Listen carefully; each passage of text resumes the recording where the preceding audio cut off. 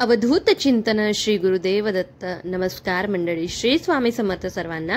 आजच्या व्हिडिओमध्ये बघूयात की साध्या सोप्या वास्तू टिप्स ज्या की घरामध्ये वापरून त्या वास्तू टिप्सनुसार घराची रचना करून घरामध्ये चेंजेस करून काहीतरी सकारात्मक ऊर्जा आपल्या घरामध्ये आणायची आपल्याला. तर त्यामध्ये सगळ्यात पहिलं काम करायचं आहे की जो आपला लिव्हिंग एरिया असतो, जो की आपला हॉल असतो, त्यामध्ये ना खूप अशा सकारात्मक अशा पेंटिंग्स तुम्हाला लावायच्या आहे, आनंदी चित्रे तुम्हाला लावायची आहे, जेणेकरून आपल्या घरामध्ये सकारात्मक ऊर्जेचा प्रवास होईल. त्यानंतर घरामध्ये निवडुंगाचं झाड शक्यतो कोणी लावत नाही आणि ज्यांनी लावलं असेल त्यांनी चुकूनही ते झाड लावू नये, ते झाड काढून टाकावं.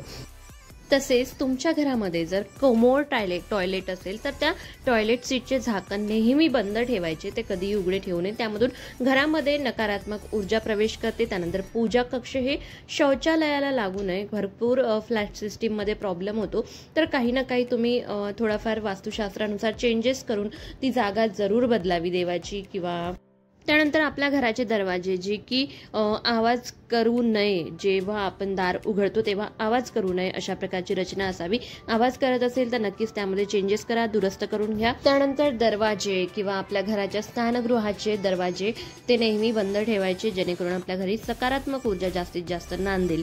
त्यानंतर स्वयंपाकघर आणि स्नानगृहातील पाण्याचे नळ गळके असू नयेत, कारण ही जी गळती आहे ती आपल्या घरामध्ये दारिद्र्य येण्याचे एक लक्षण जाणवतं. आपल्या घरातील वातावरण प्रसन्न राहण्यासाठी महिन्यातून कमीत कमी एक वेळेला कापूर पाण्यामध्ये टाकून ते पाणी थोडंसं उकळवून घ्यायचं आणि त्या पाण्याने ना थंड झाल्यानंतर आपल्या घराची फरशी, घर, दुकान पुसून टाकावे. यामुळे काय होतं की नकारात्मक ऊर्जा घरातून नष्ट होऊन जाते व घरामध्ये पैसा येण्याचा मार्ग मोकळा होऊन जातो. त्यानंतर आपल्या घराचा मुख्य दरवाजा हा डावीकडे उघडणारा असावा आणि घराच्या मुख्य दरवाजावर तुम्ही नित्य नियमाने लेपन करू शकता हळदीचे. त्यानंतर तिथे स्वस्तिक काढू शकता, नित्य नियमाने तिथे दिवा लावावा. या सगळ्या उपाय केल्याने सुद्धा आपल्या घरामध्ये सकारात्मक ऊर्जा दरवळते. घरामध्ये बंद घड्याळ कधीही ठेवू नये. जर बंद पडली असेल तर लगेच तिला दुरुस्त करून घ्यायचं, त्यामध्ये सेल टाकून तिला दुरुस्त करून तुम्ही तिची टाइम योग्य वेळेवर लावून पुन्हा सुरू करा, जेणेकरून तुमच्या घरामध्ये ना तुमच्या घराची वेळ ही योग्यरित्या सुरू राहील. त्यानंतरचा उपाय म्हणजे की घरात तुम्हाला लक्ष्मी स्थिर राहावी असं वाटत असेल तर घरात हिंगाचे पाणी सकाळी संध्याकाळ रोज शिंपडायचे. त्यानंतर तुम्ही रोज उंबरट्यावर हळदीने स्वस्तिक काढू शकता आणि या स्वस्तिक काढण्याने ना आपल्या घरामध्ये लक्ष्मी स्थिर होऊन जाते. श्री स्वामी समर्थ नामाचा तुम्ही जप करू शकता, जो की सर्वांनी 108 वेळा जप करावा. त्याचा खूप चांगला असा फायदा होतो. ही सगळ्यात प्रभावी अशी स्वामींची सेवा सांगितली जाते. तर तुम्ही नक्कीच श्री स्वामी समर्थ नामांचा 108 वेळा जप करा.